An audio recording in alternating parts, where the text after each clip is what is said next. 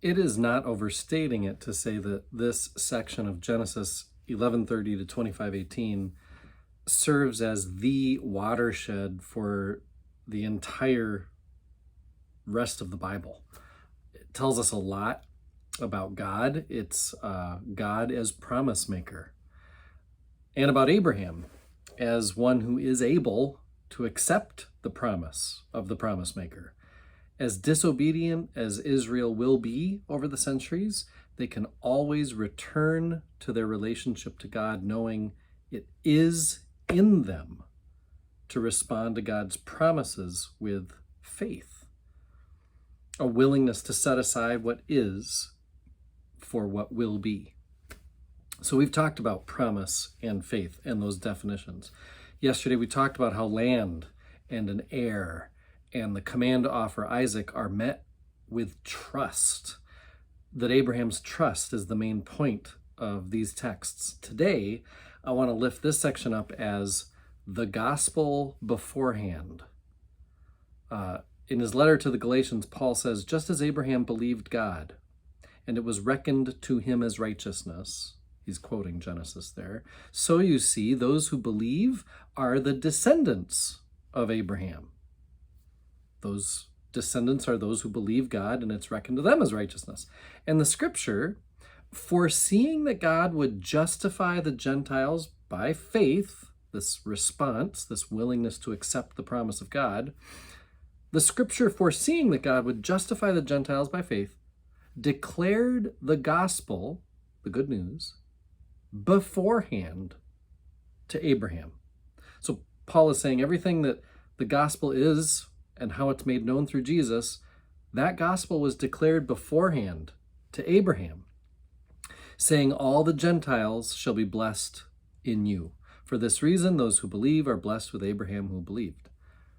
Romans 4, Hebrews 11, Galatians 3 and 4. The New Testament roots a lot of how it understands God, how it understands the good news in total. It roots a lot of it in this section of Genesis. You might remember that Brueggemann called the Adam and Eve story marginal, a story that our cultures would probably hold much higher than marginal. The reason he says that is because foundational texts like the story of Abraham that get used by Paul, by Isaiah, by other prophets, Adam and Eve, that story does not get talked about or used in other parts of Scripture like this one, this Abraham narrative section does. Brueggemann says that the world typically offers a view, so this is like worldview stuff, that either has, one, inordinate pride, which imagines a world that's been completely entrusted to humanity, like it's all on us. We construct our own future with complete independence from God, or the worldview on the other end, number two, is complete despair. The present world of inequity and oppression is forever. There is no power on heaven or on earth that can or ever will make real change. So in Brueggemann's mind, there's either this prideful worldview or this despair worldview. And against such judgments, just reading my own notes here, against such judgments, the Abraham narrative proposes an alternative reality, which rescues us from both pride and despair. The narrative affirms that the world has not been entrusted to humanity. Instead, God has retained the amazing gift of life. The gospel beforehand, as Paul talks about it in Galatians, is good news to those who despair. It is possible by the promise of God to be delivered from the barren world of oppression, injustice, and hopelessness. When we listen to these texts, we will join in the Easter laugh of Sarah.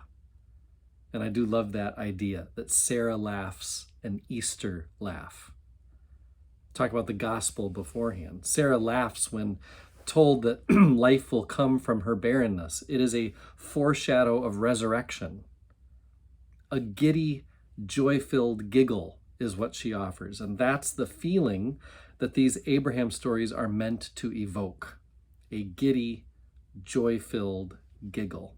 Okay, last thing to share, because I really like how this is said. The Abraham and Sarah narrative put a crisis before humanity, to live either for the promise and so disengage from the present barren way of things, or to live against the promise, holding on grimly to the present ordering of life.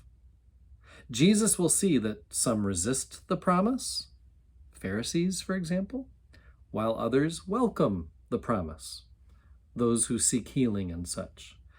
Faith, accepting the promise, is a possibility that the world sees as scandalous. The world will do what it can to eliminate the promise and crush the impossible possibility with ideas of conformity, oppression, the good life, self-realization. The promise, the good news of God that this is not all there will be, jeopardizes all that the world holds dear. But of that, Sarah and the community of Abraham have the last laugh. A laugh which is the ground for this ludicrous storytelling, which is both our deepest threat and our best hope. Thank you for being ludicrous with me as we turn against the easy and comfortable and instead choose to do the hard work of faith and hope. Tomorrow I'll get into 11:30 to 12:9. We'll hear that promise. I am one with my God. My God is with us, all of us, at all times and in all places.